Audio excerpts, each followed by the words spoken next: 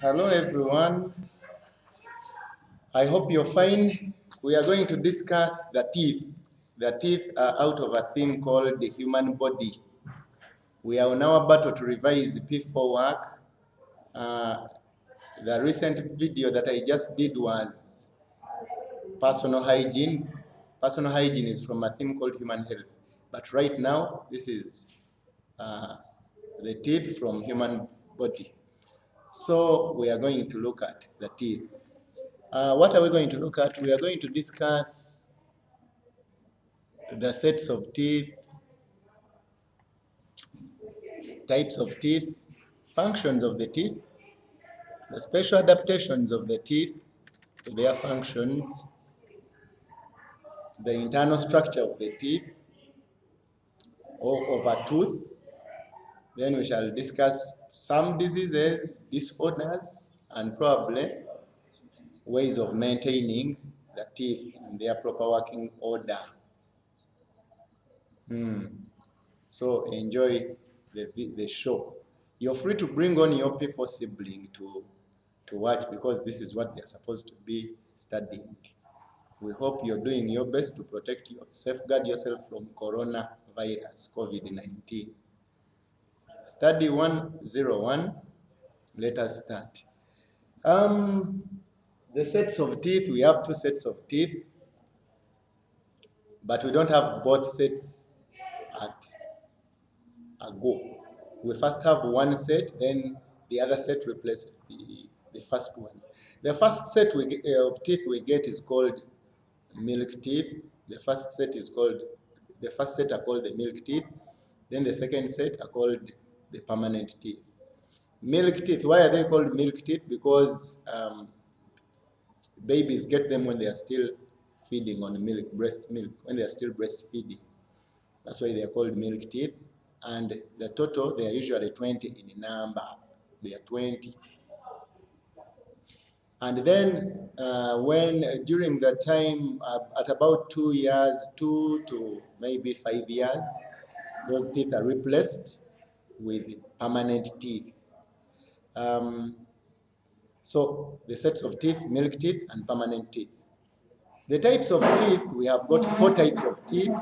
4 types of teeth, and these are incisors, canines, premolars, and molars.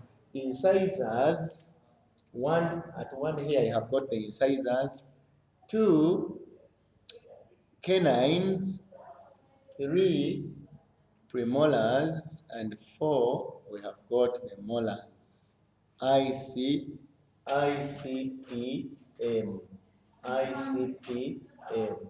I can play with the mother. ICPM. Yeah, that's some just weird formula to help us remember the types of teeth. The permanent teeth are usually 32. They are supposed to be 32 in total. 32. They are supposed to be 32. That means 16 on each jaw. 16 on the top jaw and 16 on the lower jaw. 16 on the upper jaw, 16 on the lower jaw.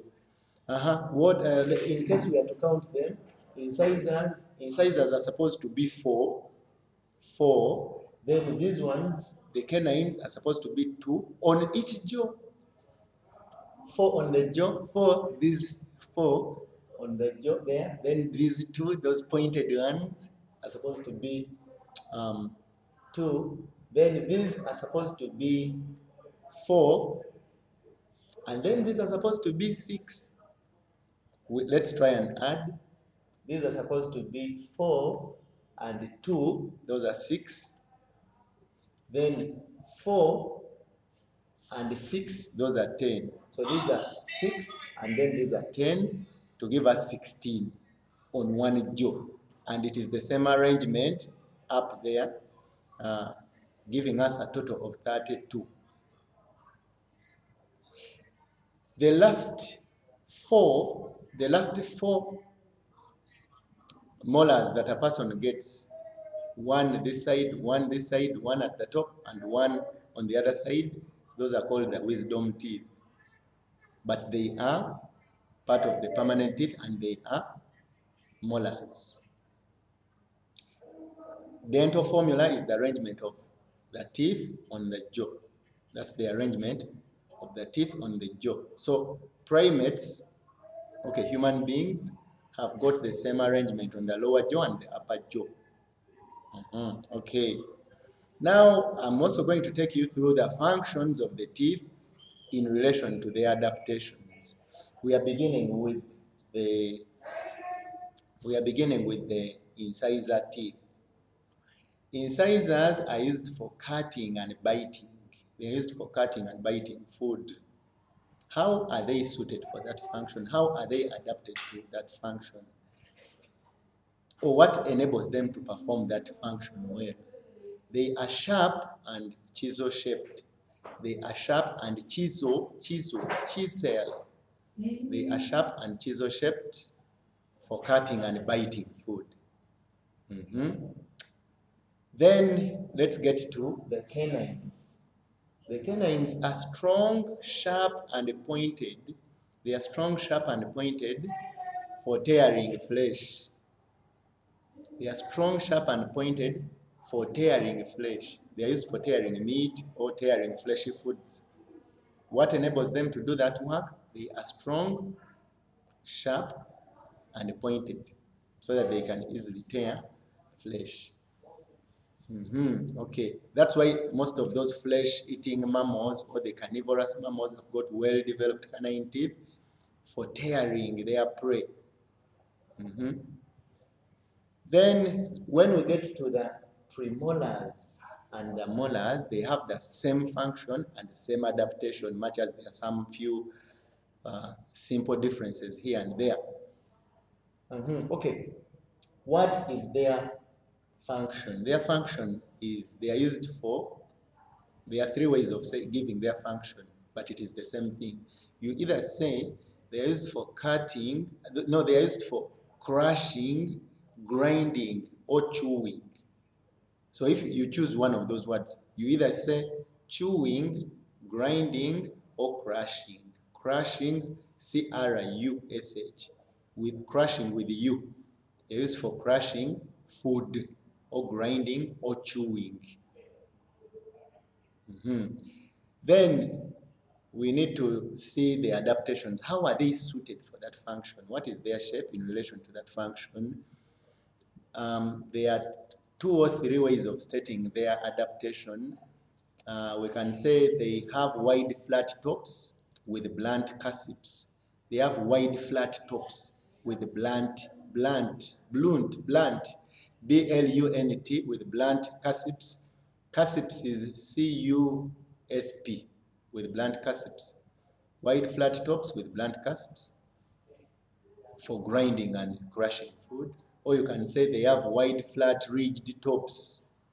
They have got wide flat ridged tops for grinding or crushing food. But the general function of the teeth is, in case they ask you what is the function of the teeth, you don't use those terms that I've used. You don't use cutting, you don't use biting, you don't use chewing, crushing, grinding, because each one of those is directed to a specific type of teeth. We just say they are used for breaking food into small particles. The teeth are used for breaking food into small particles. Then, why do we have to chew food? In case that such a question comes, why do we chew food? We chew food for two main reasons. One, to prevent choking. To prevent choking, we have to break it into small particles to prevent choking. You can't just swallow a whole Irish potato. You have to chew it into small bits so that you can swallow it. And then the second function is to ease digestion of food. If you swallowed a whole Irish, it will not be easy for you to get the nutrients in the depth of the Irish potato. So it has to be broken into small pieces so that you can access all the nutrients within the Irish potato. So we have discussed the adaptations and the functions of the teeth. Then let's get to the, maybe my list does not have the what are they called, the regions of the tooth. The tooth has got 3 regions. We have got a region that is above the gum, we have a region that is in line with the gum, and we have that part that is below the gum. We have got the part that is above the gum. The part that is above the gum is called the crown. We have got that part that is in line with the gum, and that part is called the neck. That's the neck of the tooth. It is in line with the gum. And then we have got the part that is below the gum. The part that is below the gum is called the root of the tooth. Let's check out the internal structure of the tooth. The internal structure of the tooth. There. We have layers. We have the outermost layer. We have got this next layer next to the outermost layer, and then we have got the innermost layer. The innermost layer of the tooth. So the outer topmost layer, the topmost layer is also the hardest part of the tooth, and that's called the enamel. It's called the enamel. The spelling is there in the interest of our brothers in P4 and sisters in P4. Then the next layer, so the enamel is made of dead cells. It is the hardest part of the tooth, and it protects the tooth from wear and tear. That's why you keep eating hard things and, hard foods. I don't mean stones, I mean hard foods like popcorns and so on, and the teeth never get problems. Then we have got the next part is called the dentine. Dentine is made of living cells. It's made of living cells. That part is made of living cells, and it takes the bigger percentage of the tooth. That's called the dentine. And then the innermost layer here is called the pulp cavity. That part is called the pulp cavity, and it is the most sensitive part of the tooth. Pulp, it is not as hard as the dentine and the enamel. That part is the most sensitive part of the tooth, and it has got nerve endings that enable it to detect pain. It also has got blood capillaries that supply it with blood which contains food and oxygen so that the tooth can respire. I don't want to get into the depth of respiration and so on. Yeah. Then we have got the gum. This part here is called the gum. The gum gives extra support to the tooth. It gives extra support to the tooth in the jaw. Then we have this part, it's called the jawbone. That is where the tooth is fixed. That is the part where the tooth is firmly fixed. That's called the jawbone. And what helps to fix the tooth in the jawbone is called cement. That's called cement. That part is called cement. It fixes the tooth in the jawbone. Okay. Then we also have to talk about other things like diseases of the teeth.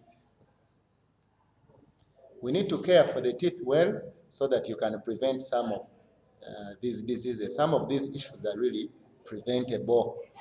The first thing is called, the first disease I want to talk about is called tooth decay. Tooth decay. Tooth decay is also called dental caries.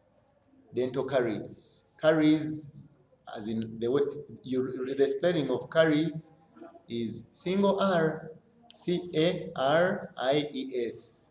Don't write double R. That That has another meaning. So that's tooth decay. The major cause of tooth decay is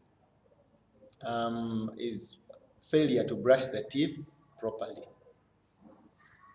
There are some people who don't brush their teeth, and there are those who brush, but they don't brush the teeth well. We are supposed to brush our teeth for 2 minutes. We are supposed to spend 2 minutes brushing the teeth. Those are 120 seconds. Some people have got an hourglass for 2 minutes that they use to time themselves. You're not supposed to overdo it, and you're not supposed to underdo it. You're supposed to do it for the right time and in the right way, so that you can maintain your teeth. So that's tooth decay. Then there's another disease called periodontal disease. Periodontal disease. So there are certain diseases that are the same. Like, for example, there's gum disease, periodontal disease, and periodontitis. Periodontitis means inflammation of, yeah. So those diseases are the same, but the levels are different. One advances to the other. So we begin with gum disease. If it is not treated, then it will advance to periodontal disease, then periodontitis. Same thing. And then there's another disease called gingivitis. Gingivitis, when you hear a disease ending in tis, means inflammation of that part. Inflammation of that part. So gingiva means gums. Gingiva are the gums, and then itis means inflammation of the gums. Inflammation, this disease manifests with swelling, redness, and inflammation of the gums. Yeah. So those are the diseases. For details, you need to get into the P4 books so that you can get the signs and symptoms of those diseases. Then the disorders. We have got very many disorders. We have got a number of disorders. Disorder, what is the meaning of the term disorder when we are talking of the body? A disorder is an illness that prevents a part of your body from functioning well. So we want to look at what prevents your teeth from functioning well. We have got, the first disorder is the cavities. Cavities are holes in the teeth. Cavities are holes in the teeth. Sometimes we say dental cavities. Yeah, those are holes in the dentin. Then the second one are broken teeth or cracked teeth. Broken teeth or cracked teeth. Then we have chipped teeth. Chipped teeth, that's where part of the tooth broke off, but you really didn't get affected. Chipped teeth. Chipped as in C-H-I-P-P-E-D. Chipped teeth. Then we have got poorly aligned teeth. Poorly aligned teeth. Some people say mal-aligned teeth. Mal means poorly or badly aligned teeth. Let me spell this. Let me give you the spelling of aligned. Aligned is A-L-I-G-N-E-D. A-L-I-G-N-E-D. You might want to be noting down certain things. Yeah, mal-aligned teeth. Teeth which are not in a proper line. They're supposed to have that circular kind of, not a complete circle, semicircular on the jaw. But there's when some are in and out of the line, and that can be fixed by our friends who are called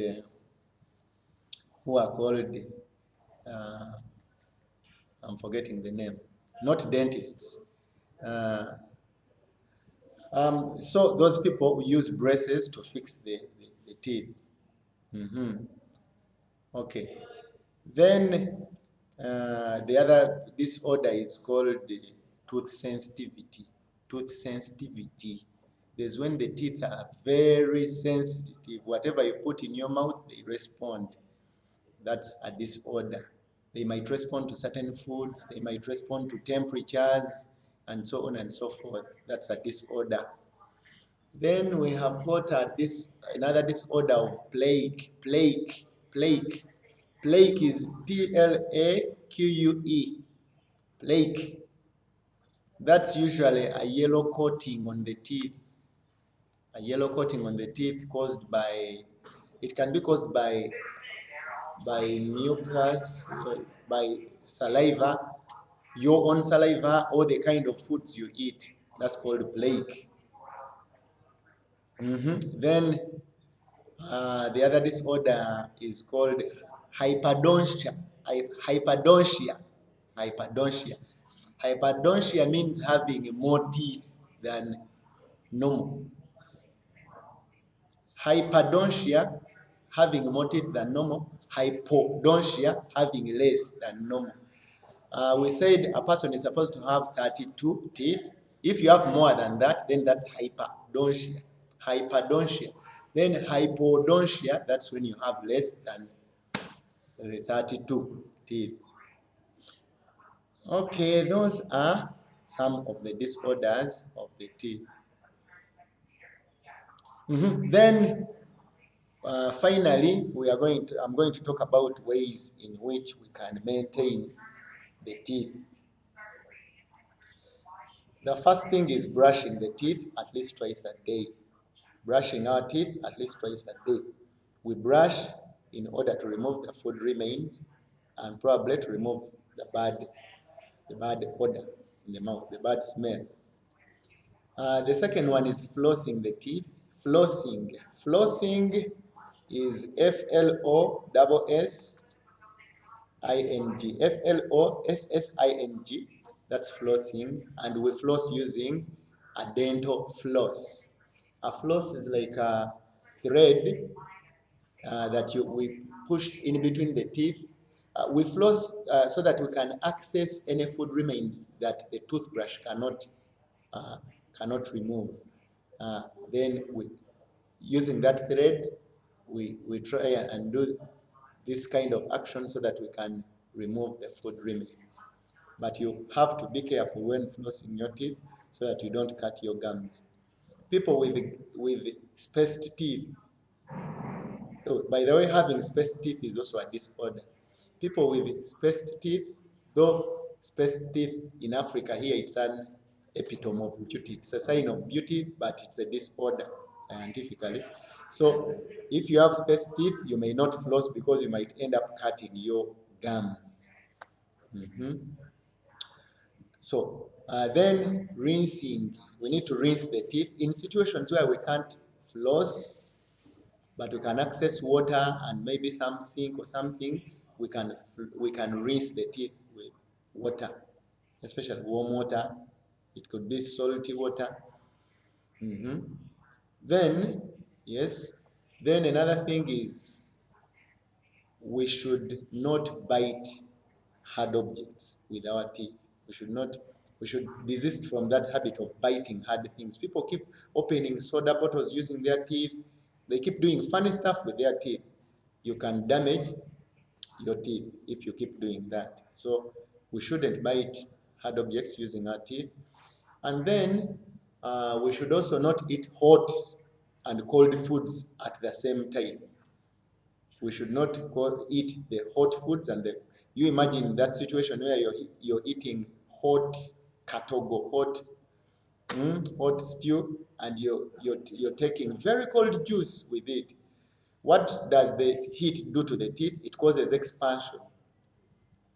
And then what does the coldness do? It causes contraction. So you're doing uneven expansion and contraction.